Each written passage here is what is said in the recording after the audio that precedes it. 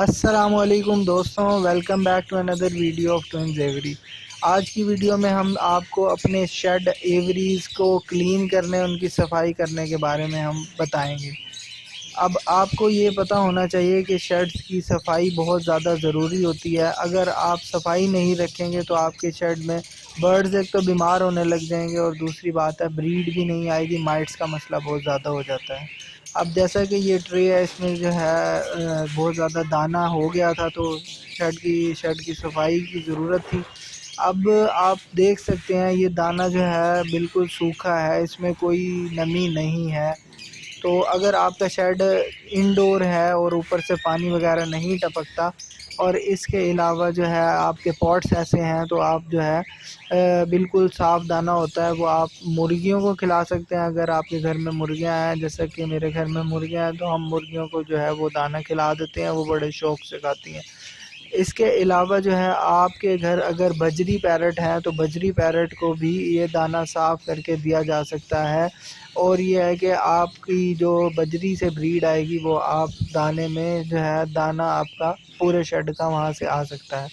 اس کے علاوہ جیسے کہ یہ ٹریز جو ہیں اس کے بعد آپ نے صاف کر لینی ہے جھاڑو کی مدد سے، اور جیسے کہ یہ دوسری ٹرے ہم نکال رہے ہیں، ایسے آپ نے پوری شیڈ کی ٹرے نکال کے جو ہے صحن میں رکھ دیں۔ اب دیکھیں پوری ہم نے شیڈ کی ٹریز جو ہے نکال کے صحن میں رکھ دی ہیں، ان کو جھاڑو سے ایک دفعہ صاف کر لیا ہے۔ اس سے دانہ وغیرہ ہم نے علیحدہ کر لیا ہے، اور ڈراپنگز جو ہے وہ علیحدہ کر لی ہیں۔ اس پہ پھر ہم پانی لگا دیں گے آدھے گھنٹے کے لیے۔ اگر آپ اس پہ پانی لگا دیتے ہیں تو یہ نرم ہو جائے گی، اور جھاڑو کی مدد سے آرام سے جو ہے آپ واش کر سکتے ہیں۔ آپ کے شیڈ میں کوئی بھی اینٹی سیپٹک لیکوڈ ضرور ہونا چاہیے، جیسا کہ میں برومو سیپٹ یوز کرتا ہوں۔ اس کے علاوہ بھی بہت زیادہ پروڈکٹس ہوتے ہیں۔ اس کو آپ کسی بالٹی میں بنا لیں، اس کے بعد جو ہے ایک گیلا کپڑا اور صافی لے کے آپ نے پورے شیڈ کے جو ہے کیجز کو واش کرنا ہے۔